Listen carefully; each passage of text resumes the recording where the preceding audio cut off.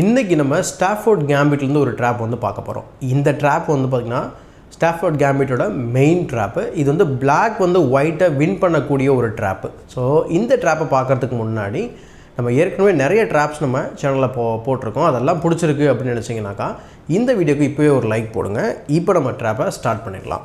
Game வந்து E4ல் start பண்ணுறோம்.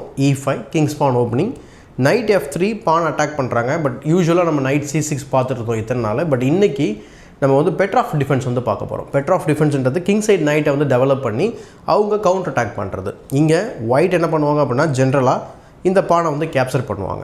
Capture பண்ணதுக்கப்புறம் இங்கே தான் வந்து ஸ்டாஃபோர்ட் கேம்பிட் வந்து ஸ்டார்ட் ஆக போகுது. அந்த மூவ் வந்து நைட் டு C6. இப்போ ஒயிட் என்ன நினைப்பாங்க அப்படின்னா, சரி வந்தோம், இவ்வளோ தூரம் வந்துட்டோம், சரி இவனை வெட்டிகிட்டே போயிடலாம் அப்படின்னு சொல்லிட்டு வெட்டுவாங்க. இப்படி பண்ணால் மட்டும்தான் இந்த ட்ராப் வந்து ஒர்க் அவுட் ஆகும். ஸோ இப்படி கேப்சர் பண்ணதுக்கப்புறம் நம்ம டி பானில் கேப்சர் பண்ண போகிறோம். இப்படி கேப்சர் பண்ணதுக்கப்புறம் இந்த பான் வந்து அட்டாக்ல இருக்குது. ஜென்ரலாக நைட் C3 போட்டு நீங்கள் டெவலப் பண்ணி ப்ரொடெக்ட் பண்ணலாம். பட் இன்றைக்கி நம்ம பண்ண போகிறது D3 போட்டாலும் இந்த பான் வந்து ப்ரொடெக்ஷனில் இருக்கும். அடுத்து bishop to C5. Bishop C5 develop பண்ணி F2வை ஒரு சாஃப்ட் ஸ்பாட்டை அட்டாக் பண்ணுறாங்க. இங்கே ஒயிட் வந்து பிஷப் G5 வந்து டெவலப் பண்ணுவாங்க.